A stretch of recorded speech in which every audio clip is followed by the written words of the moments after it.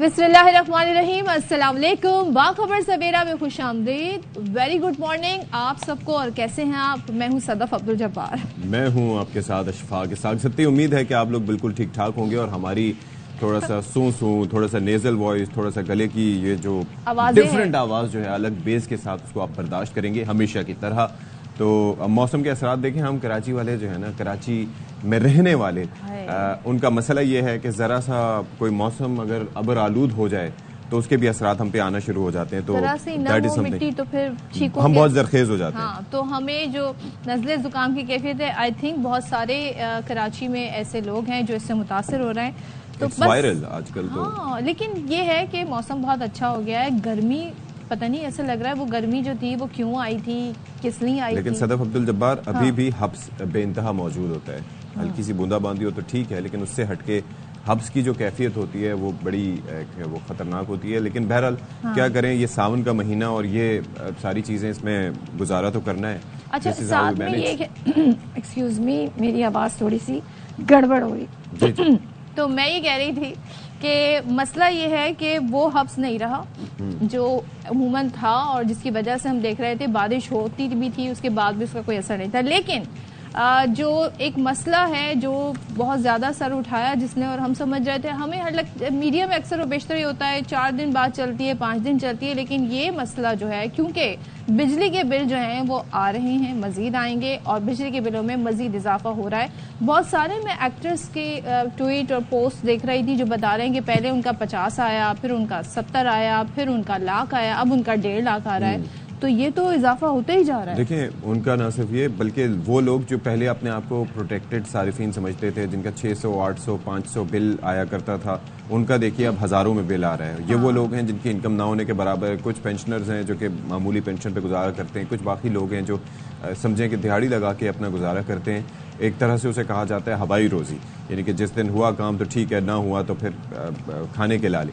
वहाँ पर बिजली के बिल की वजह से आपको परेशान होना पड़ रहा है। और बिजली का बिल सिर्फ ये इशू नहीं है, अभी हम देख रहे हैं कि जमात इस्लामी की जानिब से प्रोटेस्ट किया जा रहा है इस सारे मामले पे।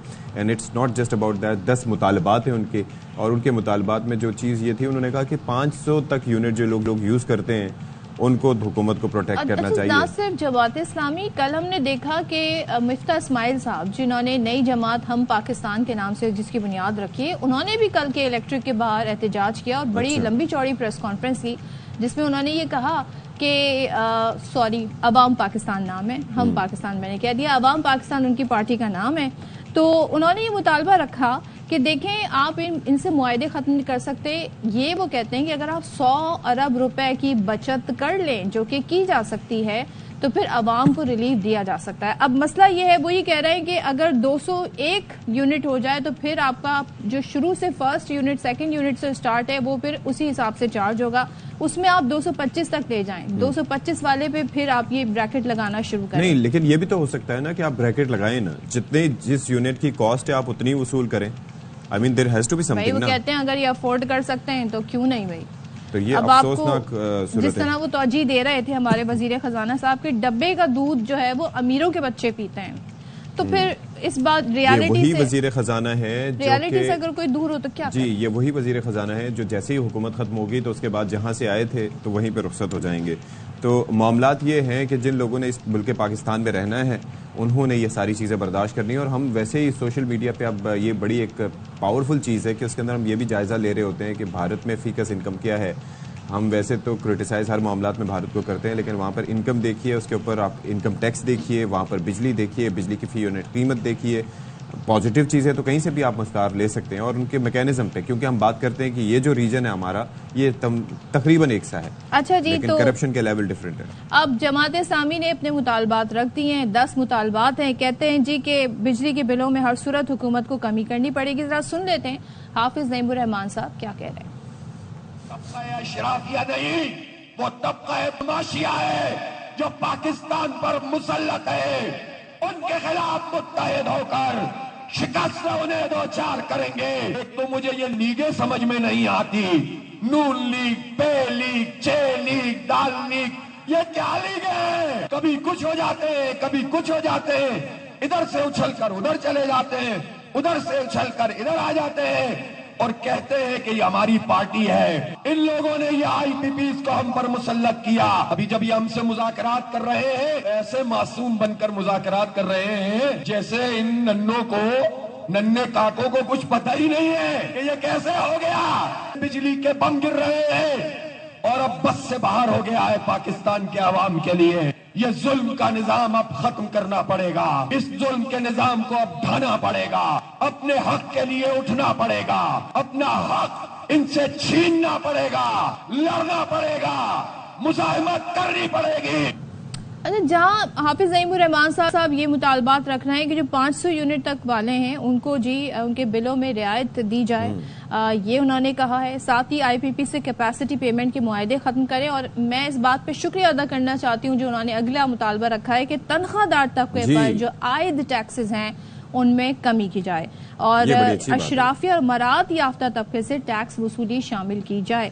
تو ایک دور ہوا جی، ہم نے دیکھا میٹنگز ہوئی، مذاکرات حکومت کے ہو رہے ہیں، تو آج ایک اور دور ہوگا، میٹنگ ہوگی، حکومت سے مذاکرات کا سلسلہ جاری ہے. تو بھائی مذاکرات ہونا چاہیے. اور پھر یہ ہے کہ جس طریقے سے ٹیکسز ہیں، خاص طور پر یہ جو تنخواہ دار طبقے کے ساتھ ایک طرح سے ظلم کیا گیا ہے، اس کے اوپر چلو کسی نے تو آواز اٹھائی. ایک الائنس تھا، آپ کو پتا ہے، تنخواہ دار سے طبقے کا، تو پتہ نہیں اس کا کیا ہوا، ان کے مطالبات کہاں کے سیلری کلاس، لیکن at least they are trying something. انہیں اس وقت ایکٹیو ہونا چاہیے، انہیں ایکٹیو ہونا چاہیے. اور اس سے ریلیٹڈ احتجاج ہو رہا ہے، اس میں آپ آ کر ایک پرامن طریقے سے اپنا مدعا رکھیں. کیونکہ بات یہ ہے کہ ابھی نہیں تو کبھی نہیں، کیونکہ اس وقت جو طبقات ہیں جہاں پر ٹیکسز لگ رہے ہیں، آپ یہ سوچیں اگر جائز ٹیکسز بھی ہوں تب بھی ہم یہ دیکھتے ہیں کہ اس پہ وہ لوگ پروٹیسٹ کرتے ہیں اور اپنی بات منوا لیتے ہیں. اور ہمارا مطالبہ تو جائز ہے کہ ایک تقسیم جو ہے وہ تھوڑا سا برابری کی بنیاد پہ ہو، یعنی کہ ایکول ٹیکسز ہو. یہ نہ ہو کہ کوئی صاحب جو باہر بیٹھے ہوئے ہیں یا کہیں پہ ادھر ادھر ہیں تو وہ کمائی ان کی اچھی خاصی ہے، آپ سے ڈبل ہو لیکن ٹیکس نہ ہونے کے برابر ہو. تو that seems to be very unfortunate. بہت ساری چیزیں اب دیکھتے ہیں جو یہ احتجاج ہو رہا ہے اور مختلف جماعتیں اس پر آواز اٹھا رہی ہیں، یہ کہاں تک جاتا ہے. اچھا جی، اب وفاقی وزیر خزانہ اورنگزیب صاحب کہتے ہیں کہ ملک میں بیرونی اور لوکل انویسٹمنٹ لانی ہے. اس لیے انہوں نے وجہ بتا دی، کیونکہ سوال پوچھا جا رہا ہے کہ کیا وجہ ہے کہ یہ آئی پی پیز جو کہ فل کیپیسٹی میں بجلی بھی نہیں بنا رہی ہیں لیکن فل کیپیسٹی پیمنٹ انہیں ہو رہی ہے، تو یہ معاہدے ریوزٹ کیوں نہیں ہو سکتے. وہ یہ کہتے ہیں آئی پی پی سے معاہدوں کو مکمل نظر انداز نہیں کر سکتے. اور انہوں نے کہا توانائی بحران پر قابو پانے کے لیے ایک مستقل حل ہمیں نکالنا پڑے گا. شارٹ ٹرم فیصلوں سے عوام کی مشکلات میں اضافہ ہوگا اور آئی پی پیز کا اسٹرکچرل حل نکالنا ہوگا. سو ذرا سن لیتے ہیں کیا کہہ رہے ہیں.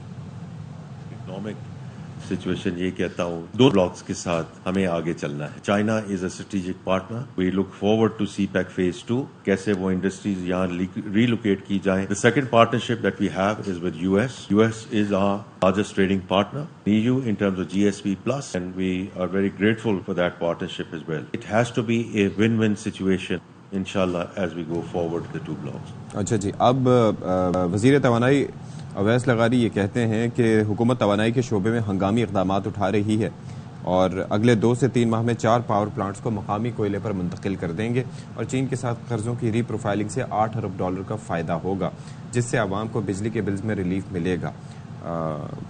کیا لگتا ہے صدف، کتنا ریلیف ہو سکتا ہے؟ بھائی ابھی تو انہوں نے کہا ہوا ہے، گورنمنٹ نے کہا ہوا ہے کہ ہم نے 300 یونٹ تک والوں کو 200 یونٹ تک والوں کو 3 مہینے کے لیے ریلیف دیا ہوا ہے.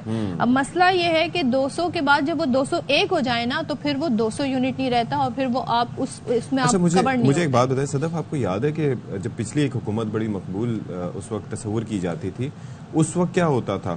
اس وقت کیا کہا جاتا تھا کہ عوام کو تھوڑا برداشت کرنا ہوگا. اس وقت بھی یہ کہا جاتا تھا کہ عوام کو تھوڑا سا سرجری کرنی ہوتی ہے. اس طرح کی کوئی ٹرم ابھی مجھے کلیئرلی یاد نہیں آ رہی، لیکن میں یہ سوچتا ہوں کہ ہر جو گورنمنٹ آتی ہے وہ بجائے اس کے کہ اپنے اخراجات میں واقعتاً کمی لائیں، وہ عوام سے ایکسپیکٹ کرتے ہیں، کیونکہ وہ عوام پہ نافذ کر سکتے ہیں چیزیں اور عوام کا ظاہر ہے کہ کوئی آواز پہنچانے والا شاید وہاں پر نہیں ہے. آپ یہ دیکھیں جب یہ جماعتیں حکومت میں نہیں ہوتی ہیں، اپوزیشن میں ہوتی ہیں، تو یہ کہتی ہیں ہمارے پاس پلان ہے، ہمارے پاس حل ہے، ہم اصلاحات لے کر آئیں گے، ہم یہ گردشی قرضہ جو ہے نا جو اصل جڑ ہے برائی کی، اس کو ختم کریں گے، سرکولر ڈیٹ. لیکن ہوتا کیا ہے جب یہ گورنمنٹ میں آتے ہیں تو تمام جماعتوں کے آلموسٹ سملر طریقہ کار ہیں.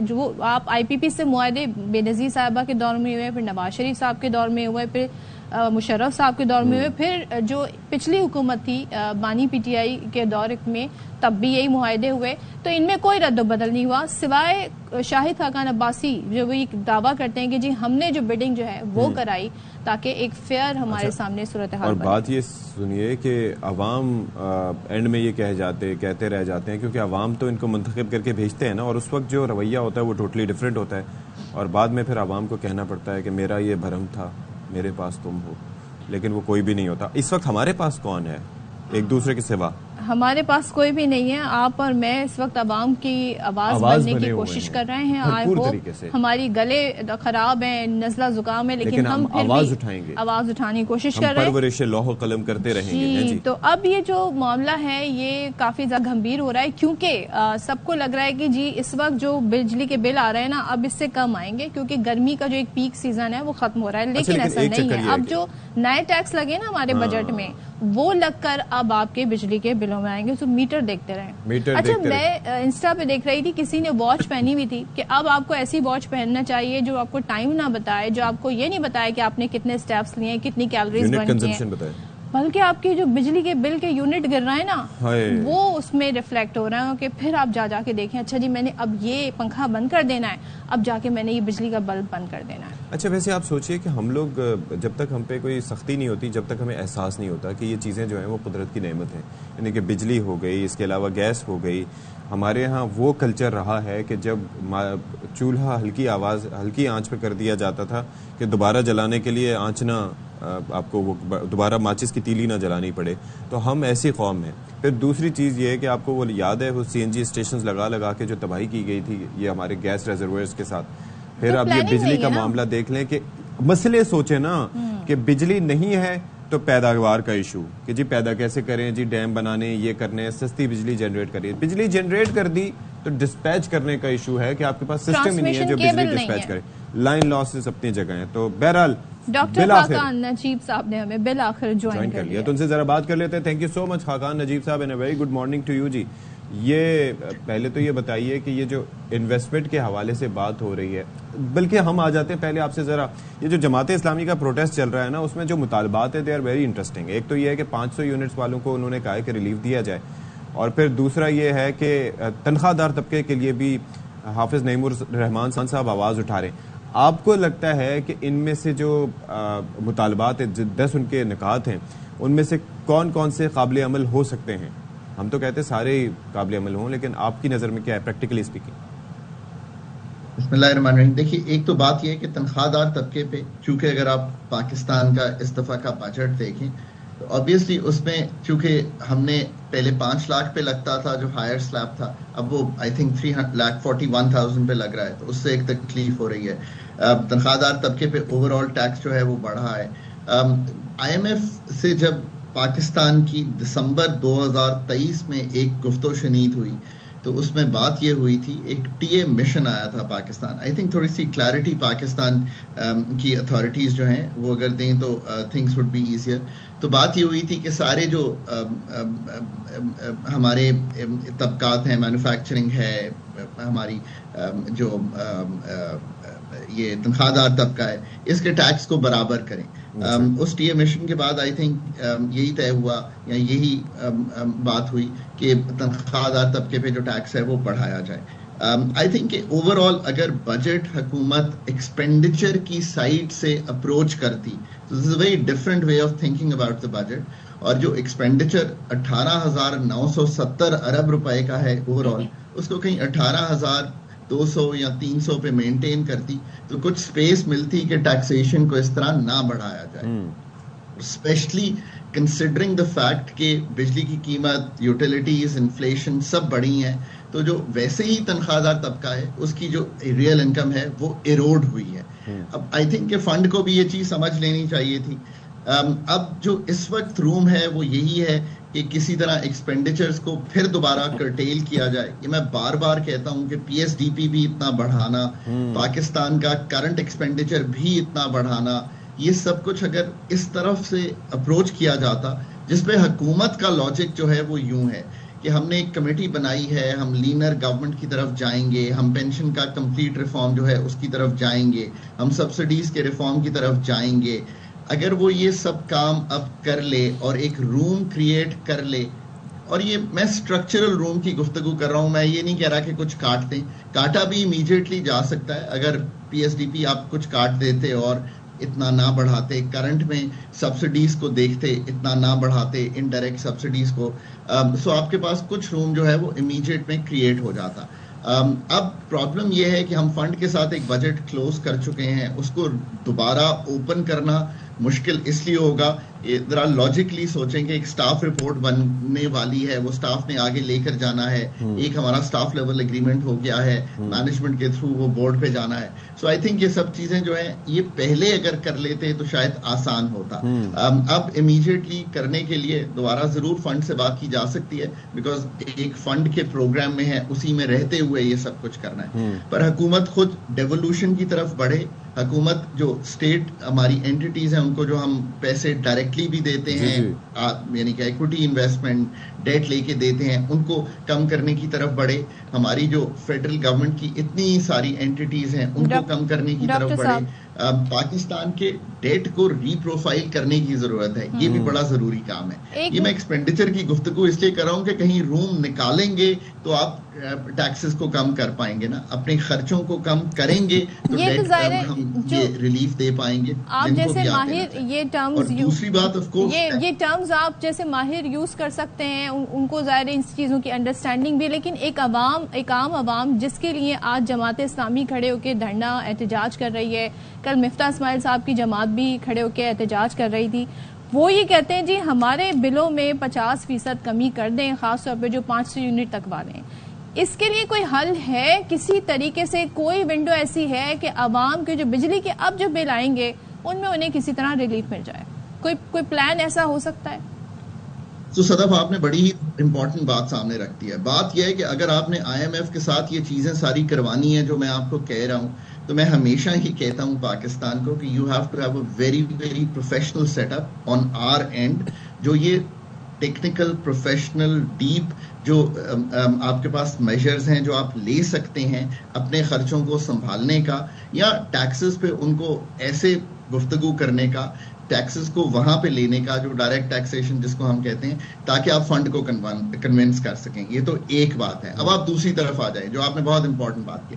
دیکھیں ان دی امیڈیٹ بجلی سے نکلنے کا میں آپ کے سامنے کچھ رکھتا ہوں چیزیں. پہلی بات یہ ہے کہ 18% GST ہے اس وقت, اس کے اوپر آئی تھنک ہم ایک انکم وتھ ہولڈنگ ٹیکس لیتے ہیں, آئی تھنک جو ایڈوانس ٹیکس جو ہم جس کو کہتے ہیں وہ 7%, 7.5% ہے. ایک پاسبلٹی یہ ہے, and again these are permutations جو آف کورس اس وقت جو گورنمنٹ میں لوگ بیٹھے ہیں ان کو بنانی ہے. اگر یہ آپ 24-25% جو ٹیکس یہ بن رہا ہے جو میں نے آپ کے سامنے رکھا ہے, اگر آپ اس کو 2-3 ماہ کے لیے مؤخر کر دیں یا اٹھا لیں ان طبقات پہ, 500 تو آئی تھنک زیادہ ہے, مے بی 300-400 والوں پہ, سو دیٹ یہ جو لوور مڈل انکم والے ارنرز ہیں ان کو ریلیف آ جائے. ایک تو یہ کیا جا سکتا ہے. دوسری آف کورس وہی جو ری پروفائلنگ کی گفتگو چائنا سے ہے, تو آپ کچھ اپنا ڈیٹ اگر مؤخر کر دیں اس سال کا جو چائنیز IPPs کو دینا ہے. یہ بھی صدف کلیئر رہیں کہ IPPs میں ایشو کہاں ہے. ایشو ہے 2015 کے IPPs میں, جن کا میں آپ کو ایگزیکٹ نمبر بتا دیتا ہوں. یہ جو نمبر ٹاؤٹ کیے جا رہے ہیں وہ بھی شاید ٹھیک نہیں ہے. $9 ارب کا ڈیٹ ہے کمرشل جس کو مؤخر کرنا ہے, جو سالانہ اس میں سے جو ڈیو ہوتا ہے. اگر اس کی ڈیٹ ری پروفائلنگ کر لیں گے تو آپ کو یہاں پہ بھی آسانی پیدا ہو جائے گی. تیسرا یہ ہے کہ آپ کول کے پاور پلانٹس جو 24 روپے, صدف دس از امپورٹنٹ, ان کی جو فیول کاسٹ ہے نا وہ 24 روپے ہے, اس کو اگر لوکل کول پہ لے جائیں گے, یہ کام کیے بغیر یہ بات بنے گی نہیں. تو یہ ابھی کہہ رہے ہیں نا کہ لوکل کول پر لے جائیں گے, از اٹ وائبل؟ جی بالکل وائبل ہے. اور چوتھی بات یہ ہے کہ ایک ہم 3.25 روپے جس کی کوئی بات ہی نہیں کرتا, مطلب میں حیران ہوں. یہ ساری گفتگو چلی گئی ہے کہ یہ جو 23% چائنیز IPPs ہیں ان کو ٹھیک کرنے سے ایسا ہوگا نہیں. آپ یقین رکھیں ایسا نہیں ہوگا.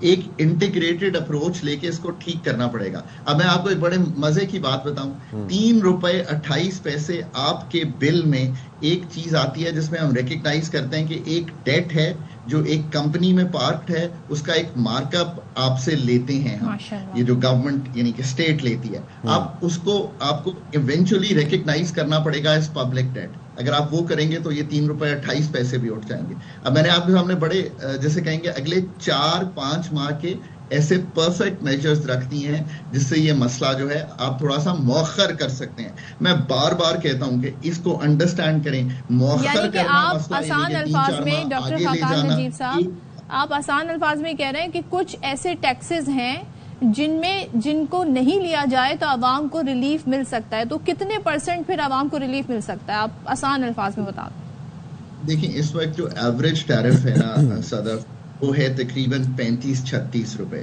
اس کو بھی ہمیں سمجھ لینا چاہیے کہ یہ کہاں سے آ رہا ہے.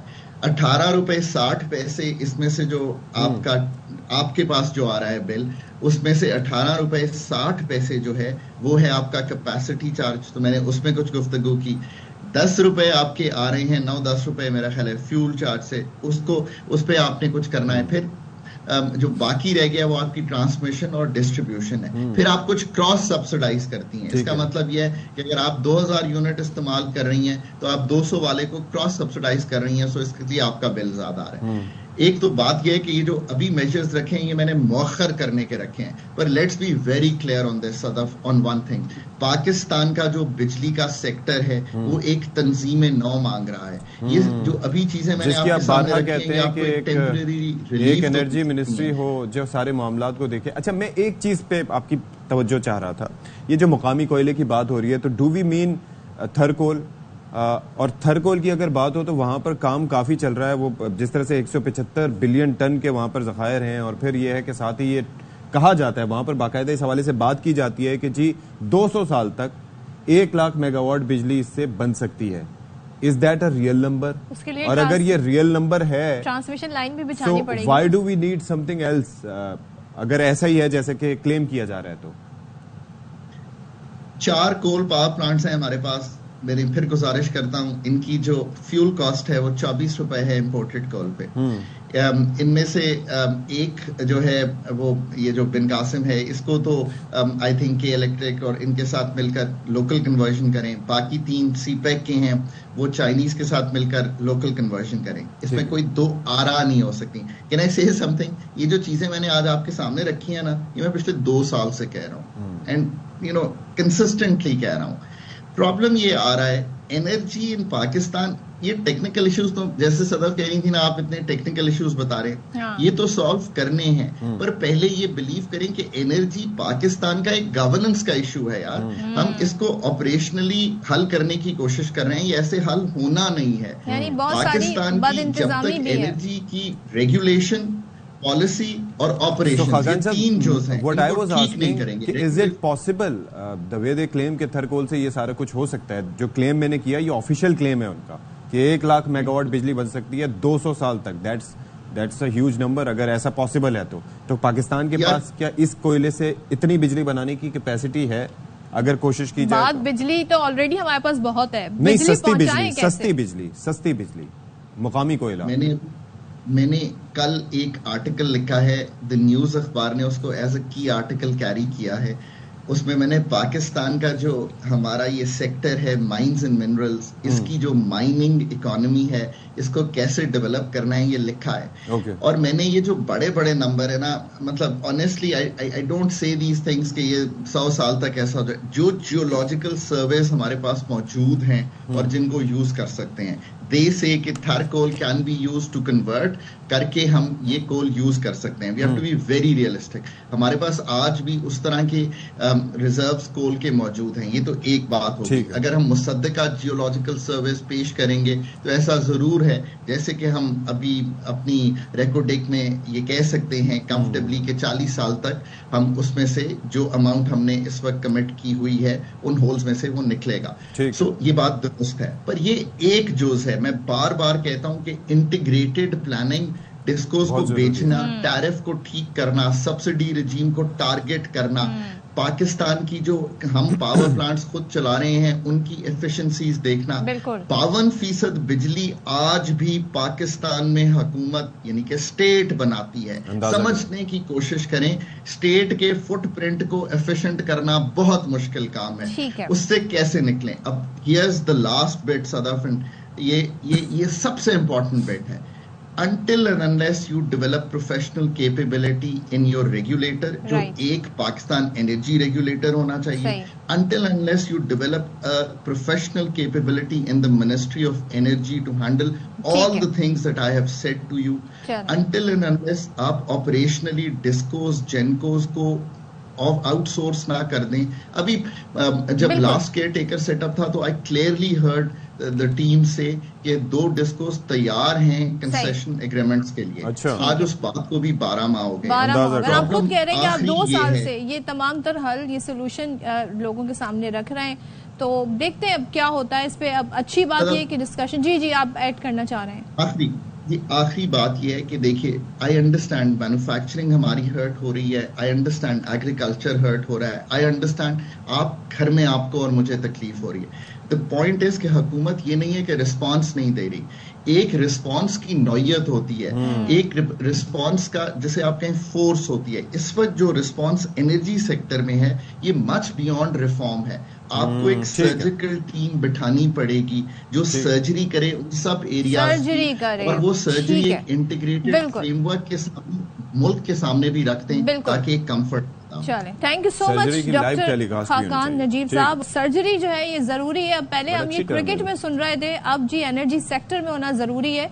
रिफॉर्म्स, इस्लाहात जब तक नहीं होंगी, क्योंकि बिजली के बिल में एक इशू जो है ना आईपीपीज, वो आपके बिल ज्यादा नहीं कर रहा है, बिजली पैदा ना करें. और देखें ये बात बिल्कुल सही उन्होंने की है कि ये मामला गवर्नेंस का इशू है, और सबसे बढ़ के ये है कि चीज़ें मौजूद हैं लेकिन उनको किस तरीके से डिस्ट्रीब्यूट करना है. मुफ्त के जो यहाँ पर आपको पर्क्स एंड प्रिविलेजेस लोगों को मिली हुई हैं वो भी मुनासिब नहीं है. आप अपनी जरूरत से ज्यादा बिजली पैदा कर रहे हैं मगर ट्रांसमिशन केबल नहीं है जो आप तक बिजली पहुंचाए. हम तो कहते हैं हम दूसरे मुल्कों को बिजली देंगे, अपने मुल्क में तो दे दें पहले. चलें जी, ब्रेक लेते हैं.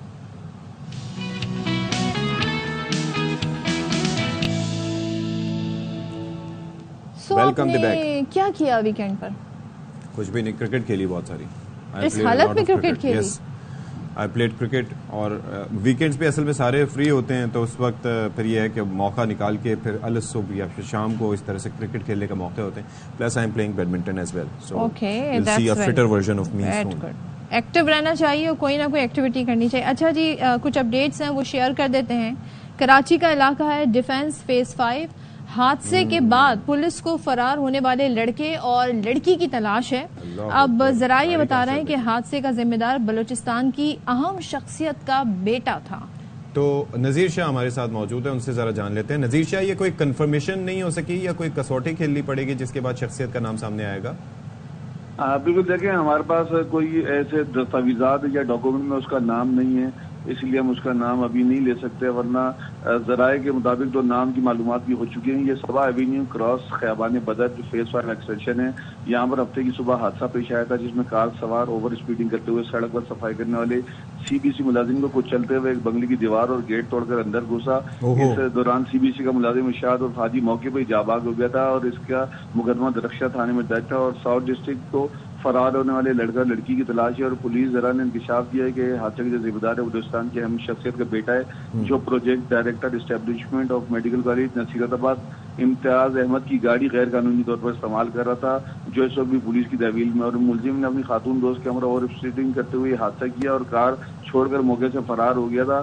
हादसे के बाद वज़ीर आला बलूचिस्तान के अहकामात पर एक्शन लेते हुए इम्तियाज अहमद को फौरी तौर पर PD establishment of medical college Nasirabad के अहदे से हटा दिया गया. और उस नोटिफिकेशन में ये लिखा हुआ है कि कराची में हादसे की जैसे एक्शन लिया गया. और ये भी लिखा गया है कि इम्तियाज अहमद ने गफलत बल्कि और सरकारी गाड़ी का गलत इस्तेमाल किया, यानी अपनी सरकारी गाड़ी किसी और को चलाने के लिए, जबकि दूसरी जानिब पुलिस की जानिब से मुलजिमान की गिरफ्तारी के लिए कोशिश की जा रही है और पुलिस के लिए इस मुलजिम की गिरफ्तारी एक बज़ाहिर चैलेंज नजर आ रही है. जी अच्छा, मुझे ये बताएं कि ये बेसिकली तो इम्तियाज अहमद का इस पे कोई मौक़िफ़ सामने आया है और सिंध हुकूमत इस मामले पे क्या कर रही है? क्योंकि और ख़ास तौर पर सीबीसी ने क्या कोई मुकदमे का इंदराज करवा दिया है और किन दफात के तहत हुआ है ये मुकदमे का इंदराज?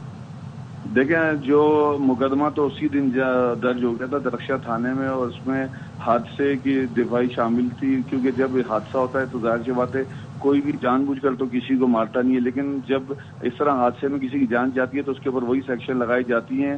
جبکہ جو امتیاز احمد کا کردار اس میں اتنا ہے کہ اس میں جو گاڑی سی بی سی ملازم کو جاباز کرنے میں استعمال ہوئی ہے وہ اس کی گاڑی ہے. اس کی گاڑی اس نے کسی اور کو کیسے دی تھی چلانے کے لیے، تو اس وجہ سے اس کو. اچھا ایک ون لاسٹ تھنگ کہ جب وہ نوجوان یہاں سے فرار ہوا اپنی دوست کے ساتھ، تو کیا اس کے کسی گاڑی میں فرار ہوا تھا یا پیدل فرار ہوا تھا؟ آئی ایم شیور کہ وہاں پر سی سی ٹی وی کیمرے ہوں گے جنہوں نے اس کو دیکھا ہوگا. بالکل دیکھیں، وہ پیدل دونوں فرار ہوئے تھے اور گلیوں سے ہوتے ہوئے وہ نکلے. چونکہ فوری طور پر جب یہ حادثہ پیش آیا اور وہ اتر کر بھاگے تو حادثے کے بعد صورتحال کچھ اور ہوتی ہے. وہ باہر نکلے، اس کے بعد وہاں سے فرار ہوئے. پولیس نے سی سی ٹی وی فوٹیجز بھی حاصل کرنے شروع کر دی ہیں اور پولیس حکام کو یہ بھی پتہ چل چکا ہے کہ حادثے کا ذمہ دار کون ہے اور کس اہم شخصیت، سرکاری شخصیت کا بیٹا ہے.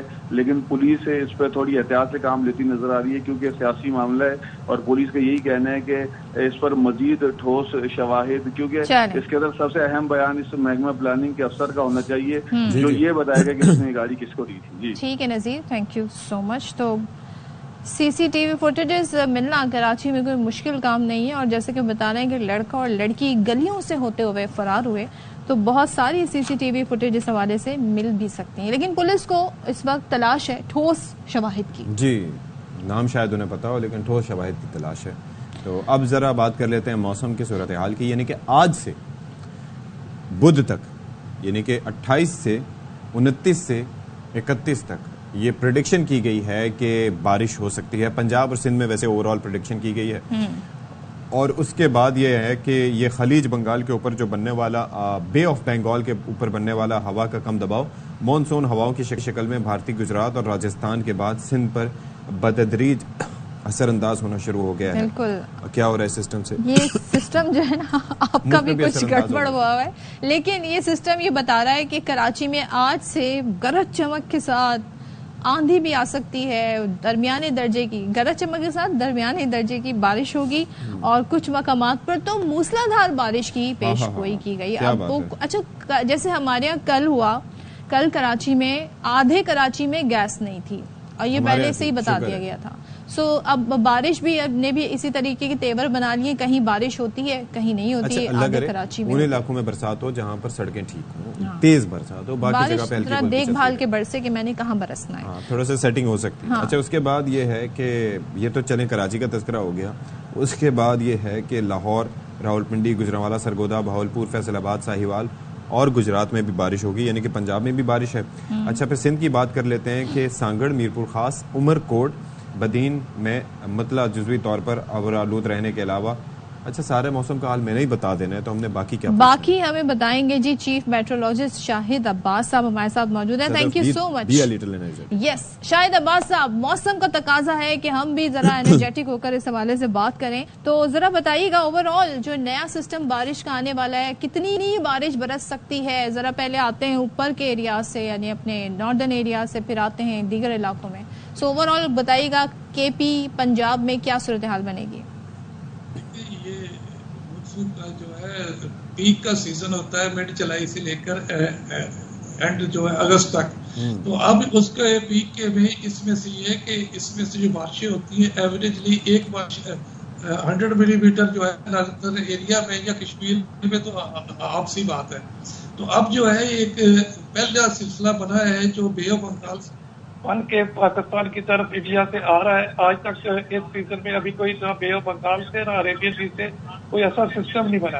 اور دوسرا اس کے ساتھ یہ ہے کہ یہ بارشوں کی مقدار اس وقت بڑھ جاتی ہے اور ٹھنڈی بارشیں ہوتی ہیں جب اس کے ساتھ مغربی ہواؤں کا سلسلہ بھی آ جاتا ہے. تو اب یہ ہے کہ آج سے پاکستان میں مغربی ہواؤں کا سلسلہ بھی داخل ہو رہا ہے اور یہ جو بے آف بنگال سے وہ انڈیا سے اس کا موئسچر بھی کراچی سمیت پاکستان میں آنا شروع ہو گیا ہے. تو اگلے 3 دن تک جو ہے ان دونوں کا جو اثر پورے پاکستان میں رہے گا، جس میں کراچی کی طرف بھی بڑی اچھی بارشیں ہوں گی اور سندھ جو جنوبی پنجاب میں درمیانی اور اچھی بارشیں ہوں گی. لیکن جو ناردرن ایریاز ہیں اور ہمارے مونسون کے علاقے ہیں، کشمیر ہے، راولا کوٹ ہے، مری ہے، سیال کوٹ ہے، इसमें तो बड़ी अच्छी बारिशें होंगी और हमारे दरिया जो है उनके जो कैचमेंट एरिया उनमें अच्छी बारिशों के यानी कि साथ हमारे आबी ज़खायर बेहतर हो जाएंगे इस बारिश के बाद। जी, आबी ज़खायर तो बिल्कुल बेहतर हो जाए, लेकिन इन आने वाली बारिशों में दरियाओं में कोई बड़े सैलाब का फिलहाल खतरा महसूस नहीं होता, क्योंकि हमारे डैम में भी गुंजाइश मौजूद है और जो हमारे ईस्टर्न रिवर उसमें जो इंडिया का डैम है उसमें भी अभी काफी गुंजाइश मौजूद है। तो ये जो सिलसिला है ये बल्कि 31 तक नहीं, एक दिन के ब्रेक के बाद ये 3-4 तारीख तक चलेगा। तो इस वजह से ये सारे सिलसिले में जो हमारी मानसून की और बारिशें हैं जुलाई की, वो भी जो अभी कमी है उसके नॉर्मल से वो भी पूरी हो जाएगी और हमारे आबी ज़खायर में और खास तौर पे हमारे जो चावल के इलाके हैं पंजाब में उनमें बहुत अच्छी बारिशें होंगी, उनके लिए बड़ी फायदेमंद। अच्छा, मुझे ये बताएं कि ये जो कराची और सिंध की हम बात कर रहे हैं, तो यहाँ पर जो बरसात का सिलसिला है ये कब तक चलेगा? ये जो अभी आप कह रहे हैं 3 दिन बस, 29, 30, 31 तक है, फिर एक आध दिन थोड़ा ब्रेक होगा, उसके बाद फिर जो है 2-3-4 तारीख को फिर होगा। अच्छा, तो ये 4 तारीख तक ये चलेगा, पूरा हफ्ता है। तो उसमें से ये बड़ी अच्छी हर इलाके में बारिश होगी। दूसरा ये कि पूरे पाकिस्तान में अब तक जो जुलाई के शुरू से बारिशें हुई तो वो इतनी भरपूर नहीं हुई कि पूरे इलाके में कवर हो, कुछ इलाके में होती रही, जिससे गर्मी की शिद्दत और हवस में कमी नहीं हुई। अब ये होगा कि ये बारिशें होंगी, वसी इलाके में होगी, जमीन ठंडी होगी और जो गर्मी की शिद्दत और हवस है उसमें भी कमी होगी। चलें, दैट इज ग्रेट। यानी कि बारिशें इस साल अगर हम अंदाजा लगाएं शाहिद अब्बास साहब, क्या जो रिक्वायरमेंट है उससे कम हुई है या ज्यादा हुई? ज्यादा तो खैर नहीं हुई, लेकिन उससे कम ही हुई है अभी तक सो फार। देखिए, जुलाई के महीने की बात करें तो आप 29 जुलाई तक जो है पंजाब में तो बारिशें नॉर्मल से ज्यादा है और बाकी ओवरऑल पाकिस्तान की बात करें तो वो पाकिस्तान लेवल पे पूरे की तो वो बारिशें नॉर्मल जो है इन दिनों तक होनी थी उससे कम है। लेकिन ये जो स्पेल होगा तो ये जो है वो कमी को पूरा कर देगा, बल्कि थोड़ा इजाफा कर देगा। ओह, that is great, that is great. चलें जी, thank you so much Shahid Abbas साहब, बहुत शुक्रिया आपका। और ये अच्छी खबर है कि मौसम खुशगवार भी रहेगा, गर्मी की शिद्दत कम ऑलरेडी हो गई है, तो कराची वालों के लिए भी अच्छी खबर है। 3 दिन अच्छा स्पेल है, सो बारिश को एंजॉय भी करें एहतियात के साथ लेके। अच्छा जी, अब जरा बात कर लेते हैं मौसमियाती तब्दीली, यानी कि ग्लोबल वार्मिंग, यानी कि क्लाइमेट चेंज जो उससे एसोसिएटेड ये सारी चीज़ें हैं। तो पाकिस्तान का उसमें किरदार कुछ रहा हो या ना रहा हो, कार्बन इमिशंस की बात कर लें या बाकी मसाइल में, लेकिन उससे मुतासर होने वाला सबसे ज़्यादा मुल्क है। तो उससे क्या हो रहा है कि ये जो ग्लेशियर्स हैं, अगर वो नॉर्थ पोल की बात करें, अंटार्कटिका की, वहाँ पर भी और उसके अलावा भी जो कि पानी की एक बड़ी सोर्स हैं, वो तेज़ी से पिघल रहे हैं। तो चित्राल के अजला की वादियों में भी ग्लेशियर फटने से उसके जद में काफ़ी लोगों के आने का, काफ़ी आबादी आने का इम्कान है। तो इस पर रिपोर्ट कर रहे हैं नज़ीर हुसैन।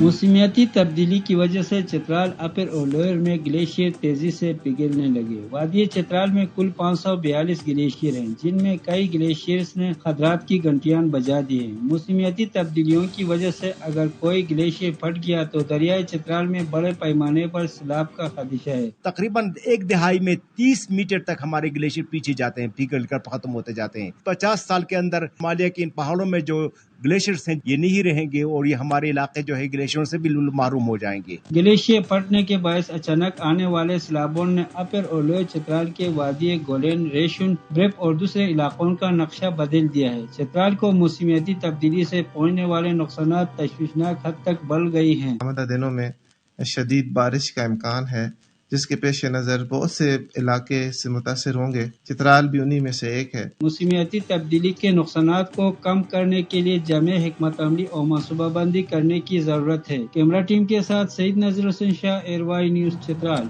सो इसके लिए भी हंगामी बुनियादों पर बहुत कुछ करने की जरूरत है और पाकिस्तान अपनी तरफ से कोशिशें तो कर रहा है, लेकिन इंटरनेशनली भी दुनिया को साथ देना होगा। चलें जी, ब्रेक लेते हैं, ब्रेक के बाद वापस आते हैं।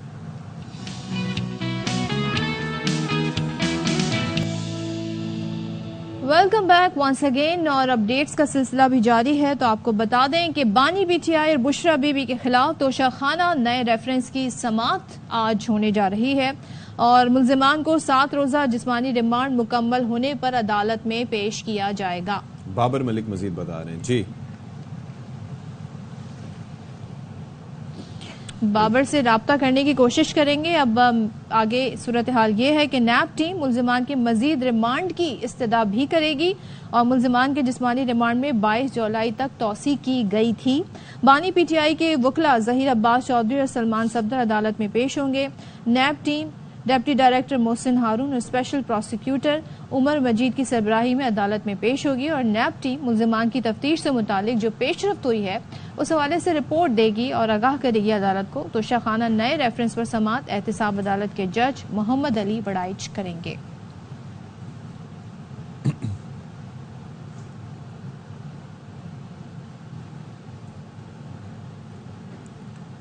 اچھا جی، اب ہمارے پاس کیا معاملہ ہے جس کے اوپر ہم بات کرنے جا رہے ہیں؟ جی ہاں، ہم بات کرنے جا رہے ہیں ارشد شریف قتل کی تحقیقات کے حوالے سے، اور آج از خود نوٹس کی سماعت ہوگی. جسٹس منصور علی شاہ کی سربراہی میں 3 رکنی بینچ ارشد صاحب کے اس معاملے پر سماعت کرے گا.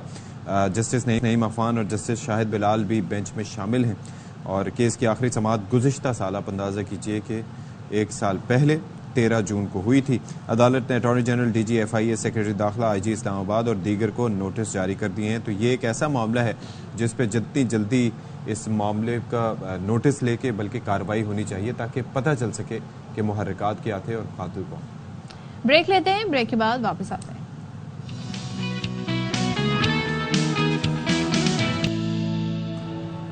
جناب علی فدوی آپ کے سامنے ایک بار پھر سے حاضر ہے اور ساتھی تجزیہ کار صدف عبدالجبار کے ساتھ. کیسے ہیں آپ لوگ؟ ٹھیک ٹھاک ہیں؟ خیریت سے ہیں؟ جی الحمدللہ. تو ان کو آپ نے تجزیہ کار ہی سمجھنا ہے میری ٹیم، اور جیسے ہی میں بات کرنا شروع ہوں تو سولو پہ کٹ کر دینا ہے. کسی کو کٹانے کا سب سے آسان اور سہل طریقہ.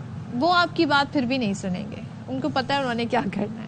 آپ جو ہے نا پارٹی بنانے کی کوشش نہ کریں. آپ میں نے بڑی بار کوشش کی، آج تک کامیاب. کئی دفعہ میرا کیمرہ کٹ ہو گیا. تو آپ کی سننی بند کر دی. اچھا وہ پتہ ہے اندر سے کیا نعرے لگاتے ہیں؟ وجود زن سے ہے تصویر کائنات میں رنگ، یہ کہہ کے میرا فریم کٹ ہو جائے. اب کیا کر سکتے ہیں. تو بہرحال آپ دیکھ رہے ہیں باخبر سویرا. چائے کا ایک اور گھونٹ پی لیں.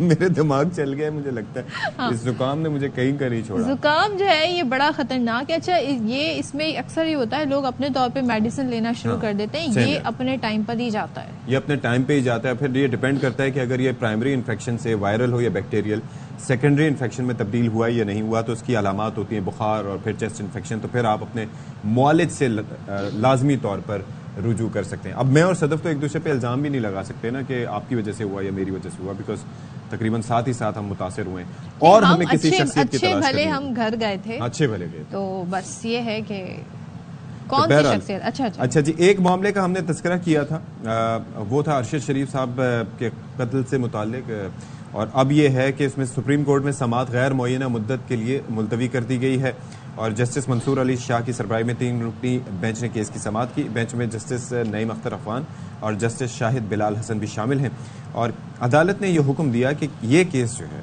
وہ دوبارہ سماعت کے لیے 5 رکنی بینچ کے سامنے مقرر کیا جائے. Attorney general D G F I A secretary داخلہ آئی جی اور دیگر کو نوٹس جاری تھے. کیس کی اس سے پہلے سماعتیں 5 رکنی بینچ نے کی، یہ بتایا جسٹس منصور علی شاہ نے. اچھا جی، اور ساتھ ہی یہ بھی کہا گیا جسٹس منصور علی شاہ کی جانب سے کہ غلطی سے یہ کیس 3 رکنی بینچ کے سامنے مقرر ہو گیا. جے آئی ٹی کو ارشد شریف کی والدہ نے درخواست دی تھی، شوکت عزیز صدیقی نے یہ کہا. جسٹس منصور علی شاہ کہتے ہیں کہ معاملہ اہم ہے، بینچ دوبارہ تشکیل دیا جائے گا. جسٹس جمال مندوخیل اور جسٹس محمد علی مظہر پہلے بینچ میں تھے.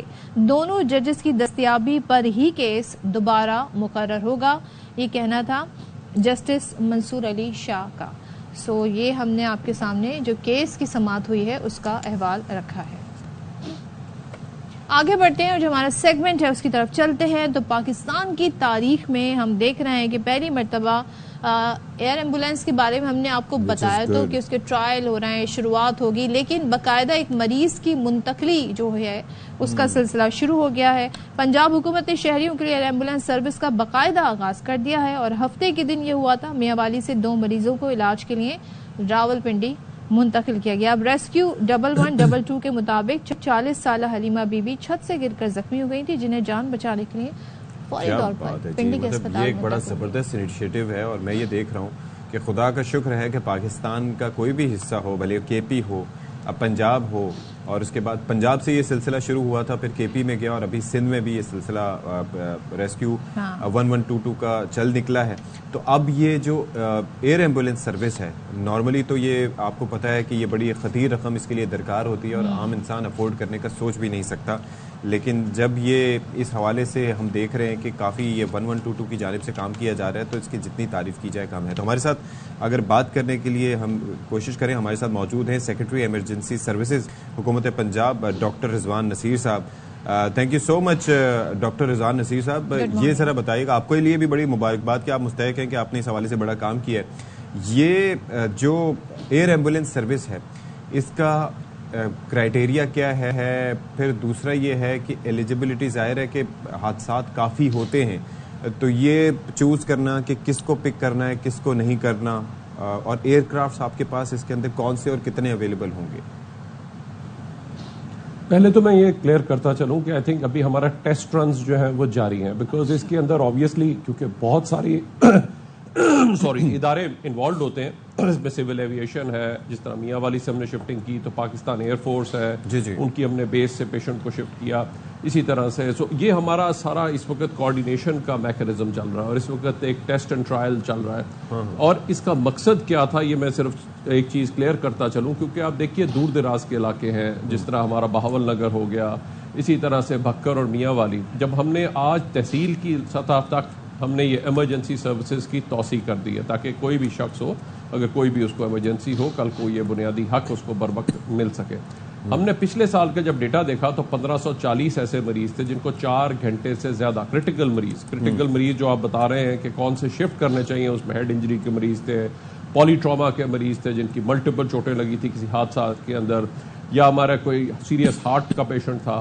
تو ایسے پیشنٹ کو 4 گھنٹے لگے شفٹ کرنے کے لیے اسپیشلائزڈ ہیلتھ کیئر فیسلٹی میں. سو آبویسلی ان کے لیے کیونکہ لائف اینڈ ڈیتھ سچویشن ہوتی ہے, تو وہاں پہ بہت ضروری تھا کہ یہ دور دراز کے علاقے ہیں, وہاں پہ ممکن نہیں ہے کہ ہم اسپیشلائزڈ ہاسپٹل بنا سکیں. آبادی اسکیٹرڈ ہے, دور دراز ہے, دنیا میں کہیں پہ بھی ایسی جگہوں کے اوپر اسپیشلائزڈ ہاسپٹلس نہیں ہوتے, بیکاز وہاں پہ اسپیشلسٹ ڈاکٹرز ملنا, پھر اربوں روپے کی انویسٹمنٹ کرنا, وہ ایک ناممکن سی بات ہے. سو اس کے لیے ہمیں ایک افیکٹو سولوشن تلاش کرنا تھا. جیسے ہی ہم نے یہ ڈیٹا پریزنٹ کیا تو وزیر اعلیٰ پنجاب نے فوراً ہدایت دی کہ ان لوگوں کو بھی رسائی ہونی چاہیے to the specialised health care facilities, تاکہ یہاں سے بھی لوگ بر وقت شفٹ کیے جا سکیں. ڈاکٹر رضوان صاحب, آپ نے ذکر کیا اس کو مد نظر رکھتے ہوئے آپ نے ذکر کیا دور دراز علاقوں کا, تو یہ ڈاکٹر ہی ریفر کرے گا تو ایئر ایمبولینس کے ذریعے منتقل کیا جائے گا کس سچویشن میں؟ دوسرے یہ کہ ظاہر ایمبولینس ہے تو اس میں کیا کیا سہولیات ہوں گی؟ اس کا نظام ہم نے بڑا سمپل کر دیا ہوا ہے, اور وہ بھی ہمارا اسی طرح ٹیسٹ اینڈ ٹرائل پہ چل رہا ہے. اس کے اندر ہم نے سمپل سسٹم رکھا ہے کہ جیسے ہی patient D H Q hospital آئے گا, کنسلٹنٹ نے اگر کہا ہے کہ جی ہمیں ضرورت ہے, تو فوراً ہم اس پیشنٹ کو medical superintendent district emergency officer سے کال کریں گے, اور وہ ساتھ ہی ای او سی کو کہے گا کہ جی ایئر ڈسپیچ کر دیں. تو ہم نے اس سسٹم کو بڑا اسٹریم لائن کر دیا ہوا ہے. اس کی گائیڈ لائنز باقاعدہ اسٹینڈرڈائز ہو کے ایشو ہو چکی ہیں, تاکہ لوگوں کو پتہ ہو, ان کو میڈیکل سپرنٹینڈنٹس کو بھی پتہ ہو کس قسم کے پیشنٹ کو شفٹ کرنا ہے, اس کو کیا پرائیورٹی دینی ہے. سو اس لیے جو بھی ہمارا اس کی گائیڈ لائنز ہے وہ باقاعدہ ہم نے ایشو کر دی ہیں. اس کے اندر جو فیسلٹیز اویلیبل ہوں گی وہ ہمارا آکسیجن سپلائی سسٹم ہے, ٹرانسپورٹ وینٹیلیٹر ہے, اے ای ڈی جس کو آٹومیٹڈ ایکسٹرنل ڈیفیبریلیٹر کہتے ہیں, وہ اویلیبل ہے. سو جتنی بھی اور زندگی بچانے کی جو بیسک ادویات ہیں وہ اویلیبل ہوگی, اور تربیت یافتہ ڈاکٹر ہوگا, ایک اٹینڈنٹ ہم ساتھ کیری کر سکیں گے, اور ساتھ پیشنٹ, اور اس کے بعد 2 پائلٹس ہوں گے. اچھا, اس کے اندر یہ بتائیے گا کہ یہ جب یہ سروس شروع ہوگی تو ظاہر ہے کہ یہ جو لوگ ہیں جن کے پیارے کسی بھی اس کنڈیشن میں ہوں, تو ان کی تو سب کی خواہش ہوتی ہے کہ سب کو ایئر ایمبولینس کر کے پہنچایا جائے. تو اس کے لیے ریکمنڈیشن کا طریقہ کار کیا ہوگا؟ جو متعلقہ کوئی چھوٹا کلینک ہوگا, ہاسپٹل ہوگا, کون ہوگا جو یہ ریفر کرے گا کہ بھائی اس کا بنتا ہے کہ اس کو وہاں پر لے کے جانا ہے, یا آپ کا متعلقہ اسٹاف وہاں پر پہلے پہنچے گا پھر وہ ریفر کرے گا, ہوگا کیا؟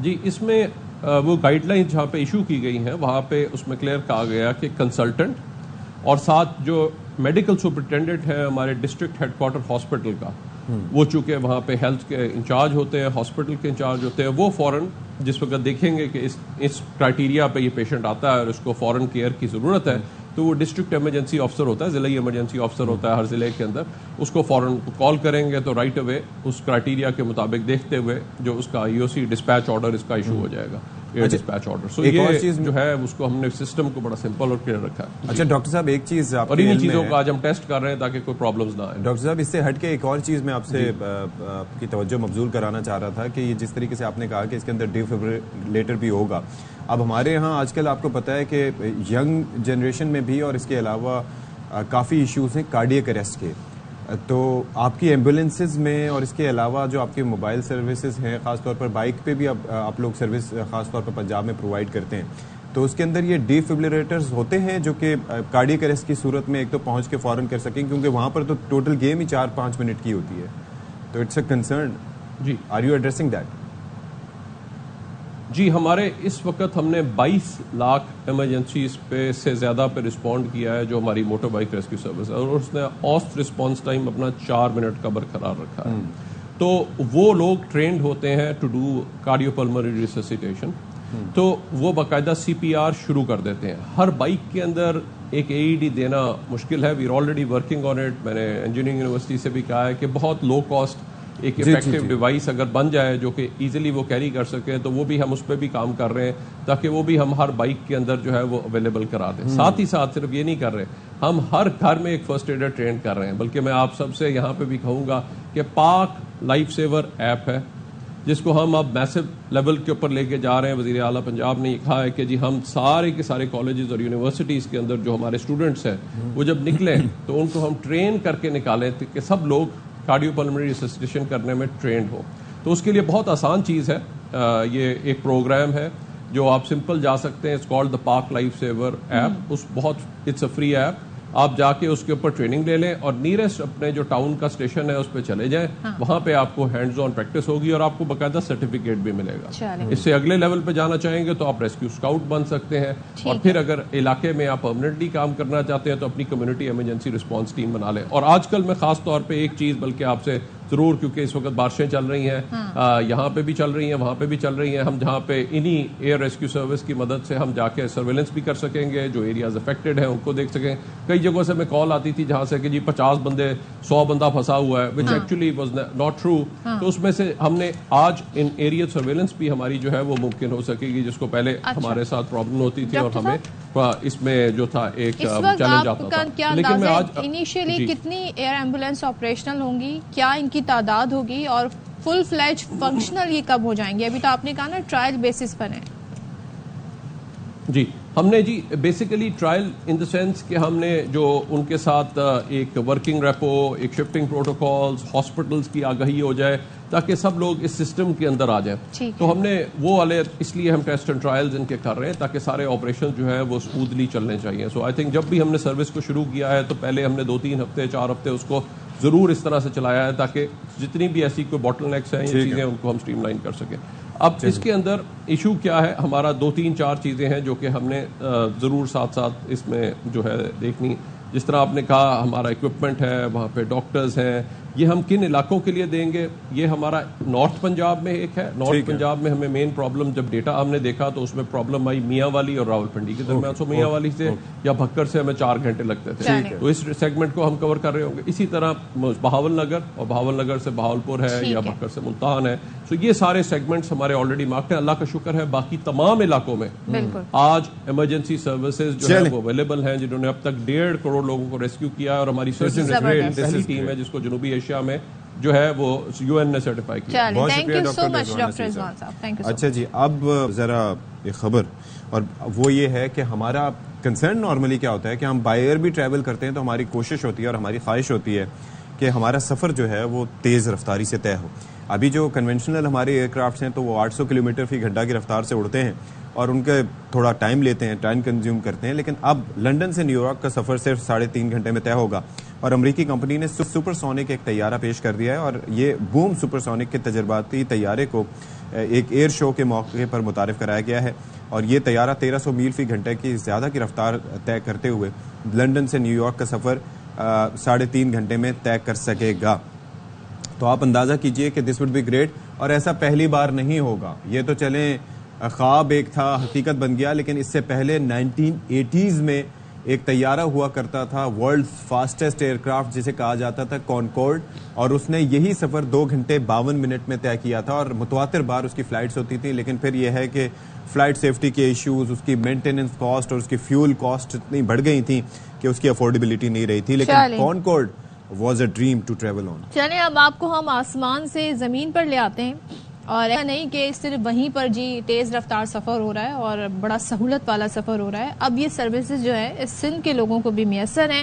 تو سندھ حکومت کی جانب سے پیپلز بس سروس کے نئے روٹس میں اضافہ کیا گیا ہے. بھی نئے روٹس کیا ہے یہ ہم آپ کو بتائیں گے. اس میں یہ بتایا جا رہا ہے کہ جی شہری اب ہاکسپیر, بلدیہ ٹاؤن سمیت دیگر علاقوں میں ریڈ اور الیکٹرک بس جو ہے اس کے ذریعے سفر کر سکتے ہیں. تو شہری خوش بھی ہیں کافی. ذرا یہ روٹس مزید کیا ہیں یہ ہمیں روحا فاطمہ بتا رہی ہیں. سندھ حکومت کی جانب سے پیپلز بس سروس کے روٹس کو مزید بڑھا دیا گیا ہے. R13 جو کہ ہاکسپے پوائنٹ سے ٹاور تک, جبکہ R8 جو ہے وہ یوسف گوڈ بلدیہ سے ٹاور تک چلائی جا رہی ہے. اسی کے ساتھ ساتھ EV4 جو کہ الیکٹرک بس ہے, اور وہ جو ہے وہ نمائش چورنگی سے بحریہ ٹاؤن تک چلائی جا رہی ہے. تو آئیے آپ کو انہی روٹس پر لیے چلتے ہیں. پیپلز بس سروس میں سفر آرام دہ ہے اور اس کے روٹس میں بھی توسیع کر دی گئی ہے. تو آئیے چلتے ہیں اور شہریوں سے ان کے تاثرات جانتے ہیں. یہ R13 ہے اور جو ہے وہ ٹاور سے سٹارٹ ہوتا ہے اور ہاکسبے تک جاتا ہے. تو میں اسی کے بیچ میں رہتی ہوں, جاوید بحریہ ہاؤسنگ سوسائٹی. تو ایزی ہو گیا ہے, مطلب ڈائریکٹ وہ گیٹ پہ اتارتی ہے. یہاں سے ہاکسبے جانا ایک طرح سے امپاسبل تھا ایک مڈل انکم گروپ کے لیے. پرائز بھی ایسے ہیں کہ ایسا لگتا ہے فری میں ہی جا رہے ہیں. جو بات ہے 50 روپیز آج کل کے زمانے میں کچھ بھی نہیں. بس انہوں نے چلائی بہت بہترین ہے, ہمارے لیے آسانی ہو گئی اور بہترین سفر ہے. ہم لوگ نیول میں رہتے ہیں اور صدر وغیرہ آنا ہوتا ہے, ہمیں بڑی مشکل ہوتی ہے. پہلے بہت مشکل ہوتی تھی, پہلے راستہ بند ہوتا تھا, ابھی راستہ جام بھی اگر ہوئے گاڑی ایسے ہی چالو ہے, کوئی ٹینشن کا بات. شہریوں نے بھی سندھ حکومت کی اس کاوش کو خوب سراہا ہے اور ساتھ ہی یہ مطالبہ بھی کیا ہے کہ جن علاقوں میں یہ سروس نہیں دی جا رہی ان علاقوں میں بھی اس سروس کا آغاز کیا جائے تاکہ باقی اہلیان کراچی بھی اس سے مستفید ہو سکے. کیمرامین مستنصر حسین کے ساتھ روحا فاطمہ, ARY نیوز کراچی. اچھا ویسے صدف آپ نے ٹریول کیا ویسے لوکل ٹرانسپورٹ پہ کراچی میں؟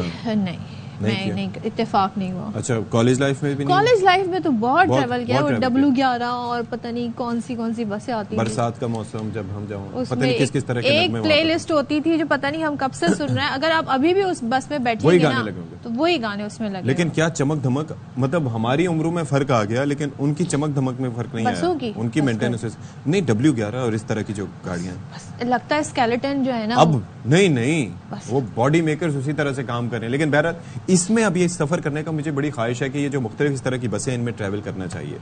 اسلام آباد کی میٹرو میں میں نے سفر کیا, it's been a great experience. Lahore کی میں کیا, لیکن یہاں پر کسی بھی شہر کے بارے میں اگر آپ کہیں گھومنے گئے اور جاننا چاہتے ہیں تو اس کی لوکل ٹرانسپورٹ میں سفر کریں تو آپ کو اس کے شہر کا اصل ایسنس اور کلچر کے بارے میں پتا چلے. تھوڑی سی تحریک چلاتے ہیں نا کہ ایک یہاں سے سائٹ ایریا سے ہمارے دفتر سے بھی کوئی چلے. مجھے اور میرا بڑا دل کرتا ہے کہ آپ کے آرام سے گاڑی میں بیٹھے ہوں, آپ نے میوزک لگایا ہوا, بک پڑھ رہے ہوں. لیکن مسئلہ یہ ہم لوگ اونچا بہت بولتے ہیں, ہم یہ خیال نہیں کرتے کہ جو پاس میں شخص بیٹھا ہے نا وہ ہماری ساری فون پہ کنورسیشن سن رہا ہے. ہاں جی اس نے میرے ساتھ یہ کیا, اس نے میرے کھانا نہیں پوچھا, اس نے مجھے سلام نہیں کیا. تو یہ ہلکی بھی کی جا سکتی ہے بات. Why we are so loud? We are always loud. لیکن دوسرا یہ ہے کہ ان گڑھوں کی وجہ سے کتاب پڑھنا ایک مشکل عمل ہو سکتا ہے. بہرحال اب ہم ایک ذرا بات کرتے ہیں ان پاکستانیوں کی جو پاکستان کا نام روشن کر رہے ہیں. اب اس میں خواتین بھی ہیں, مرد بھی ہیں, بچے بھی ہیں, سب اپنا کام کر رہے ہیں. تو ایسی ہی 3 بہنیں ہیں جنہوں نے پاکستان کے لیے کیا کمال کام کیا ہے. جنوبی افریقہ میں کھیلی گئی پاور لفٹنگ چیمپئن شپ میں 3 بہنوں نے 15 گولڈ میڈلز جیت کر پاکستان کا پرچم بلند کر دیا. 1 نہیں 2 نہیں 3 نہیں 15 گولڈ میڈلز جیتے ہیں. کیا بات ہے. ٹوئنکل سہیل نام ہے, سبل سہیل نام ہے, اور ویرونیکا سہیل نے مختلف کیٹیگریز میں یہ تمغے جیتے ہیں. اور عالمی ریکارڈ ہے کہ 3 بہنیں ہیں پہلی بار انٹرنیشنل پاور لفٹنگ مقابلے میں ایک ساتھ شریک ہوئی ہیں. کیا بات ہے. تینوں میں بڑی ٹیلنٹڈ ہیں ماشاءاللہ سے. اور ان کے کوچ راشد ملک کہتے ہیں اس اعزاز کو Guinness book of world record میں شامل کروانے کے لیے ہم درخواست دیں گے. تو یہ تینوں بہنیں جنہوں نے زبردست اپنا نام اور ملک کا نام بنایا ہے ہمارے ساتھ موجود ہیں. تو کیوں نہ ان سے بات کر لیتے ہیں. ہمارے ساتھ ٹوئنکل ہیں, ویرونیکا ہیں, سبل, تینوں بہنیں موجود ہیں. آپ تینوں کا بہت شکریہ. اور پہلے تو یہ بتائیں یہ 15 گولڈ میڈلز اور تینوں کی تینوں ماشاءاللہ اتنی ٹیلنٹڈ. تو یہ پہلے تو مبارکباد ہو. کس کیٹیگری میں جیتے ہیں آپ نے؟ آپ سے آغاز کرتے ہیں ویرونیکا. جی میں نے 57 کیٹیگری میں Asian Pacific African combine championship میں 5 گولڈ میڈل لیے، جس میں سے 4 گولڈ میڈل میں نے کلاسک میں لیے اور 1 گولڈ میڈل میں نے ایکوک میں لیا. میں نے 275 kg ویٹ لفٹ کیا اور میں نے 5 گولڈ میڈل لیے. 275 kg. سیبل آپ بتائیں چلیں آپ نے کتنا ویٹ؟ جی میں نے 52 کیٹیگری میں جو ہے کلاسک میں 4 گولڈ میڈل اور کک میں 1 گولڈ میڈل ون کیا. او ہو. اور اس کے ساتھ ساتھ سیبل نے بلکہ ٹوئنکل نے سوری جی میں نے Asian African combine power lifting میں -84 کیٹیگری میں 370 kg ویٹ اٹھا کر پاکستان کے نام 5 گولڈ میڈل. یعنی کہ سب سے زیادہ ٹوئنکل نے ویٹ لفٹ کیا. جی سو تو ویسے مجھے بتائیں کہ یہ ٹریننگ کا میکینزم کیا ہوتا ہے، کیونکہ آپ کے ڈفرینٹ ویٹ کلاسز ہیں، ڈفرینٹ طریقے سے آپ لوگ ٹرین کرتے ہوں گے. How do you push each other? Veronica ہم لوگ فرسٹلی تو ہم سسٹرز جو ہم لوگوں کا ٹریننگ پیٹرن ہوتا ہے وہ یہ ہوتا ہے کہ مارننگ میں 2 hours ہم ٹریننگ کرتے ہیں، ایوننگ میں 4 hours کرتے ہیں. مارننگ میں جو ہم لوگ کرتے ہیں وہ ہم لوگ کارڈیو ٹریننگ وغیرہ اپنی گراؤنڈ ٹریننگ کرتے ہیں، اور ایوننگ میں ہم لوگ اپنی ویٹ ٹریننگ کرتے ہیں. اور جو ہمارے کوچ ملک راشد ہیں انہوں نے اسٹڈی کی ہوئی ہے چائنا سے، وہ چائنا سے ایم فل کر کے ہیں اور وہ ہمیں ٹریننگ کرواتے ہیں. اچھا سبل، آپ لوگ عموماً جب بھی چاہے وہ آسکر ایوارڈ جیتے ہیں، کوئی میڈل جیتے ہیں، وہ ڈیڈیکیٹ کرتے ہیں اپنے پیرنٹس کو. آپ نے ڈیڈیکیٹ کیے محترمہ بے نظیر بھٹو، مریم نواز شریف اور وزیر اعظم شہباز شریف کو، تو اس کی کوئی خاص وجہ؟ جی اس کی خاص وجہ یہ، میں نے شہباز شریف صاحب کو اسی لیے اپنا میڈل ڈیڈیکیٹ کیا تھا کہ ہم لوگوں نے 2012 میں یوتھ فیسٹیول سے سٹارٹ کیا تھا، تو ہم انہی کا لگایا ہوا ایک پودا ہے جو آج پھل دے رہا ہے، تو اسی لیے میں نے ان کو ڈیڈیکیٹ کیا تھا. اور میرے یہی تھا کہ ان کا پاور لفٹنگ کی طرف رجحان ہے اور وہ ہم لوگوں کو زیادہ سے زیادہ سپورٹ بھی کریں. اچھا اب ٹوئنکل یہ بتائیں کہ یہ ظاہر ہے کہ یہ ایسا ایک معاملہ ہے یہ جو ویٹ پاور لفٹنگ کا، کہ اس کے اندر آپ کی ایکسرسائز بھی ہوتی ہے، ٹریننگ بھی ہوتی ہے، پھر ویٹ لفٹ بھی کرنا پڑتا ہے، انجریز کے بھی چانسز ہوتے ہیں اگر صحیح ذرا سے کوئی معاملہ ادھر سے ادھر ہو جائے. تو آپ کو بھی کسی انجری کا کبھی سامنا کرنا پڑا ہے یا کس طریقے سے انجریز سے بچتے ہیں؟ اس میں ہم لوگ اسپیشلی یہ کوشش کرتے ہیں کہ ایک تو فرسٹ آف آل تو ہماری ٹریننگ بہت زیادہ ہارڈ ہوتی ہے اور ہم لوگ بہت زیادہ کانشیس رہتے ہیں اپنی ٹریننگ کو لے کے. صبح مارننگ میں ہم لوگ فٹنس اور کارڈیو ٹریننگ کو امپورٹنس دیتے ہیں اور شام کو ہم لوگ اپنی جو ویٹ ٹریننگ ہے اس میں اپنی ٹیکنیکس کو امپروو کرتے ہیں اور اس میں ٹریننگ کرتے ہیں. اور اس میں ہم اسپیسیفک ٹائم میں جو ہوتا ہے اسپیشلی ہم لوگ کسی کی کال ریسیو نہیں کرتے ہیں اور ہم یہ کوشش کرتے ہیں کہ ہمارا جو فوکس ہے وہ اپنے ایونٹ پہ، اپنی ایونٹ کے فائٹ پہ ہو، اپنا جو ٹوٹل ہم کر رہے ہیں اس پہ ہو. اور انجری کے چانسز کافی زیادہ ہوتے ہیں کیونکہ آپ کا جیسے ہی یہ مائنڈ اور پاور گیم دونوں ہے، جیسے ہی ہمارا مائنڈ اپنی ٹریننگ سے ہٹ جائے گا اسی طرح فوراً ہی ہمیں انجریز کے چانسز زیادہ ہوں گے. تو اسی لیے ہم زیادہ کوشش کرتے ہیں کہ اپنا جو فوکس ہے وہ اپنی ٹریننگ پر رکھیں. اور ویسے بھی ہم لوگ پلیئر ہیں تو ایک پلیئر کی انجری جو ہوتی ہے وہ اس کا زیور بھی ہوتا ہے. اچھا تو ویرونیکا، یہ سبلنگ رائیولری جو ہے نا وہ بڑا سب اس فیز سے گزرتے ہیں. ہم اس چیز کو مانے نہ مانے آپس میں تھوڑا سا ہوتا ہے ہمیں نا، اور کبھی اماں ابا کسی بھائی بہن کی زیادہ تعریف کر دیں تب بھی ہمیں تکلیف ہو رہی ہوتی ہے. تو آپ لوگ ماشاءاللہ سے جاتی ہیں کمپٹیشنز میں، اس طرح حصہ لیتی ہیں، تو آپس میں اس طرح کی رائیولری ہوتی ہے، اس کو اوور کم کر لیتی ہیں، کیا کرتی ہیں؟ نہیں، یہ ہوتا ہے کہ جو ہم لوگ تینوں بہنیں ہم لوگ ایک دوسرے کو کافی بک اپ کرتے ہیں ٹریننگ میں بھی. اور جو ایونٹ کا پوائنٹ آف ویو، ایونٹ میں ہم لوگوں کا تینوں ہی الگ الگ باڈی ویٹ میں ہے، تو ہم لوگوں کا مین فوکس ہوتا ہے دوسری کنٹری کی لڑکی کے ساتھ کرنا. اور بات یہ رہی کہ فیملی کے تو پاپا ویسے بھی بہت زیادہ ہم لوگوں تینوں سے پیار کرتے ہیں، ماما اور پاپا، اور جو دوسری سسٹر ہے ان سے بھی. تو فیملی میں ابھی تو ایسا کبھی کیا نہیں کہ کسی سے زیادہ پیار کریں، کسی سے کم. تو پاپا لوگ بھی ایکول رکھتے ہیں سب کے. اچھا اب مجھے یہ بتائیں کہ بھائی یہ آپ نے کہا کہ دوسری سسٹر بھی ہیں آپ کی، تو یہ تین آپ اس طرف آ گئیں، ان کو منانے میں ناکام رہے یا ان کا انٹرسٹ ہی نہیں تھا اس سائڈ پہ؟ نہیں، وہ یہ ہے کہ ہم چاروں بہنیاں جو ورلڈ ریکارڈ ہولڈر ہیں. اچھا، اور 2018 میں ہم لوگ گئے تھے دبئی، ایشین چیمپئن شپ تھی، تو اس پہ ہم لوگوں نے یہ ورلڈ ریکارڈ بنایا تھا کہ کسی بھی گیم میں سکی 4 بہنیں نہیں ہیں. تو یہ اعزاز پاکستان کو حاصل ہے. 2018 میں ہمارا ورلڈ ریکارڈ بنا 2020 میں IPF international power lifting federation نے اپروو کر کے دیا کہ ہم ایکسیپٹ کرتے ہیں کہ کوئی بھی گیمیں نہیں چل سکتی 4 بند, اور 2021 میں پھر ہم لوگ کو پرائڈ آف پرفارمنس ملا. کیا بات ہے. اور اس میں ہمارا یہ بھی اعزاز ہے کہ ہم لوگوں نے 2 گولڈ میڈل اور 2 برونز میڈل ون کیے تھے.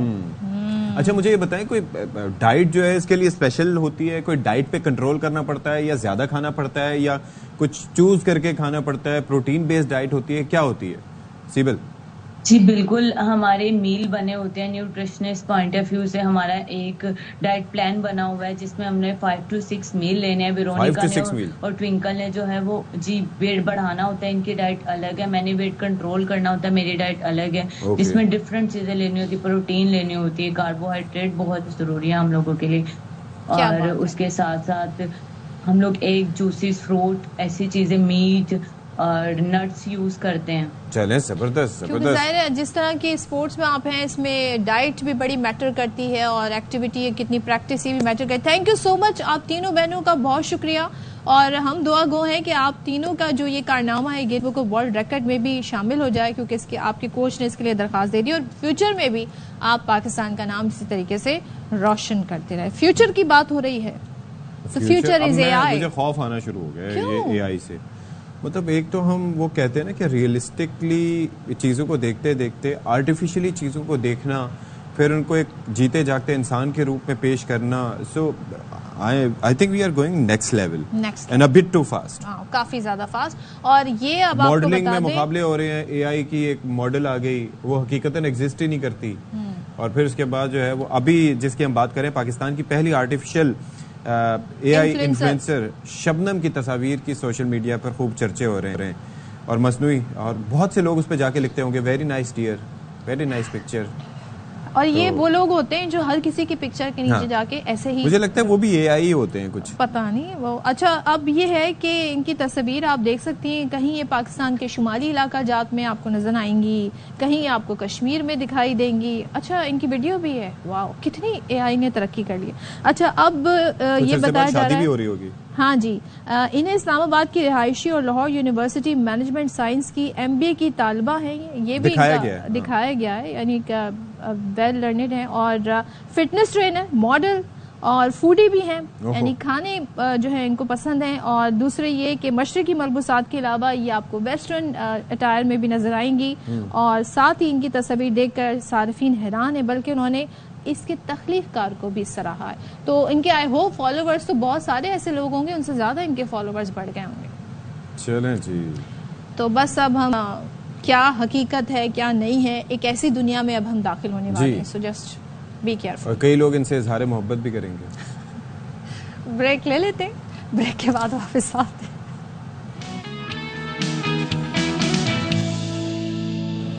آلرائٹ جی, تو ابھی کافی چیزیں بہتر ہو رہی ہیں. ویسے اگر اسٹاک مارکیٹ سے ویسے ہماری ملک کی معاشی صورتحال کا جائزہ لگانا تو ایک ڈفرینٹ چیز ہے, لیکن اسٹاک مارکیٹ بہرحال مثبت ہے اس وقت. صدف عبدالجبار, مثبت رجحان دیکھا جا رہا ہے اسٹاک مارکیٹ میں. تو آپ کو بتا دیں 773 پوائنٹس کا اضافہ ہوا ہے, اور 100 انڈیکس 78,762 پوائنٹس پر اس وقت ٹریڈ کر رہا ہے. سو یہ آپ دیکھ لیں مثبت رجحان ہے. آج منڈے کا دن ہے تو ہفتے کا آغاز مثبت ہوا ہے. 733 پوائنٹس کا بیسیکلی اضافہ ہے. میں نے کیا کہا تھا, 73. وہ 73 شروع میں آ رہا ہے نا, تو 1973 طبیعت ناساز, تو 733 پوائنٹس کا جی اضافہ ہے. اور میرے خیال میں جب تک ہم بات کرتے رہیں گے آگے اور بھی اضافہ ہو جائے گا. ابھی دس از جسٹ ٹھیک ہے.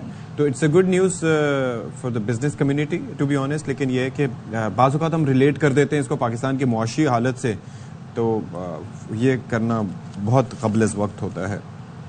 اچھا جی, اب ذرا ہم آ جاتے ہیں ہمارے جن کو ہم بھول بیٹھے ہیں, بھولے نہیں ہیں, یاد ہیں ہمیں, وہ ہیں جی ہمارے پلیئرز اور ان کی فٹنس کے حوالے سے بڑی خبریں ہیں ویسے اسپورٹس کے حوالے سے. تو یہاں پہ آپ کو بتا دیں قومی کرکٹ ٹیم کے فاسٹ بالر ہیں زمان خان, فٹنس بہتر بنانے کے لیے مٹی کے گارے میں اتر گئے. یعنی کہ یہ آپ دیکھیں کہ کیچڑ اسے ہم کہیں تو مڈ میں یہ رننگ کر رہے ہیں, اور یہ ویڈیو اس وقت سوشل میڈیا پر کافی زیادہ وائرل ہوئی ہے. اور ایک منفرد ظاہر یہ مشکل ہوگا ان کے لیے اس میں رننگ کرنا, اور زمان خان نے فٹنس بہتر بنانے کے لیے یہ رننگ کی ہے, اور فیلڈنگ کے انداز میں ڈائیونگ کے ساتھ پش اپس بھی لگائے ہیں. تو پش اپس میں نے نہیں دیکھے ابھی تک. تو یہ اصل میں زمان بیسکلی آپ سمجھے نہیں, پریکٹس کر رہے ہیں کہ اگر بارش میں کیونکہ آپ دیکھتے ہیں نا کہ میچ روک دیا جاتا ہے، تو اگر میچ نہ روکا جائے اور پچ گیلی ہو تو اس میں کس طرح سے انہوں نے بالنگ کرانی ہے، تو وہ اصل میں پریکٹس کر رہے ہیں. تو دس از آل اٹ. وہ سرجری کا کیا ہوا؟ وہ نہیں ہونی تھی کچھ؟ وہ سرجری ہو گئی نا. کیا ہوا؟ وہ جو کچھ چینجز آئیں، بس عبدالرزاق اور وہاب ریاض کو بھیجا جا رہا ہے نا ٹریننگ کے لیے. تو انویسٹ کیا جا رہا ہے وہاب ریاض پہ مزید. تو دیکھتے ہیں ابھی سرجری کا کیا مزید آگے فالو اپ ہوتا ہے. مجھے لگتا ہے کچھ قبل از وقت بیان دے دیا تھا، لیکن بہرحال مرضی کی بات ہے، بڑے لوگ بڑی باتیں. اچھا جی، سوات کے 3 نوجوانوں نے 19,000 فٹ بلند پہاڑی کو سر کر لیا ہے، اور یہ چوٹی صرف غیر ملکیوں نے اس سے پہلے سر کی تھی. تو وادی سوات سے ان کا تعلق ہے. ہمیں اس پر مزید بتا رہے ہیں ہمارے نمائندے شہزاد عالم.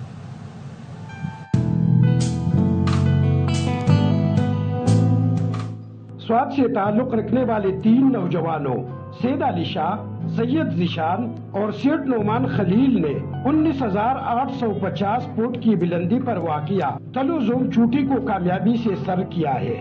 یہ پہاڑ سوات اور چترال کی سرحد پر واقع ہے. اس پہاڑ کی جو بلندی ہے وہ تقریباً 6,050 میٹر ہے. 2 گھنٹے تک ہم وہاں رکے رہے.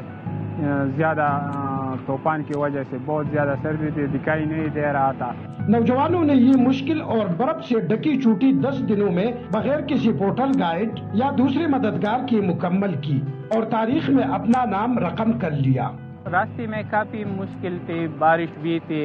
بارش کے بعد جب ہم ہائٹ پر پہنچ گئے تو برف باری بھی تھی، طوفان بھی تھا، سنو فال بھی کافی ہوا تھا، تقریباً 3-4 فٹ. 1971 میں یہ چوٹی ایک غیر ملکی کوہ پیمانے سر کی تھی، لیکن ملکی سطح پر یہ پہلے سواتی ہے جنہوں نے اس بلند ترین برف سے ڈکی چوٹی کو سر کیا. کیمرامین کامران کامی کے ساتھ شہزاد عالم، ایئر وائی نیوز سوات. تو وہ جو کہتے ہیں نا دشت صحرا بھی نہ چھوڑے ہم نے، ایسی ہی مثال سائنسدانوں کی ہے. اب وہ زمین سے نکل کے اب دوسرے سیاروں پر جا کر زندگی کے آثار بہت عرصے سے تلاش کر رہے ہیں. تو مریخ پر زندگی کے آثار اب ملنے لگے ہیں. ایلون مسک تو پہلے ہی کہتے ہیں وہاں پر وہ پوری ایک آبادی بسانے کا ارادہ رکھتے ہیں. امریکی خلائی ادارے ناسا نے مریخ پر زندگی کے شواہد ڈھونڈ لیے ہیں، اور ناسا کے جو اس حوالے سے روور نامی چٹان ہے اس کی دریافت کی گئی ہے. اس چٹان کا باقاعدہ تجزیہ کیا گیا اور ایسے نامیاتی جو اس میں ڈھونڈے گئے ہیں جو کہ ایک مریخ کی قدیم دریائے وادی میں پائے جاتے تھے، یعنی ایسے مادے، ایسے آثار پائے گئے ہیں، اور فاسلز بھی یہاں سے ملے ہیں.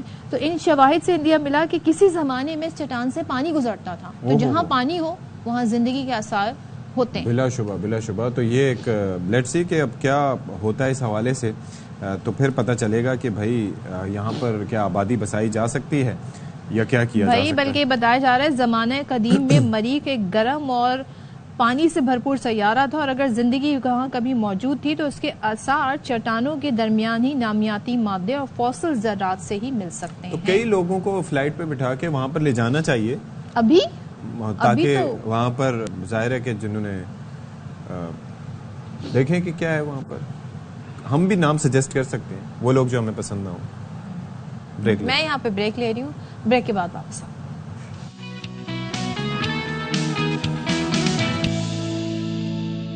Welcome back once again. اور سیگمنٹ کی طرف بڑھنے سے پہلے اپڈیٹس ہیں وہ شیئر کر لیتے ہیں. شبلی فراز کا نام ECL سے نکالنے کے لیے درخواست پر ہائی کورٹ میں سماعت.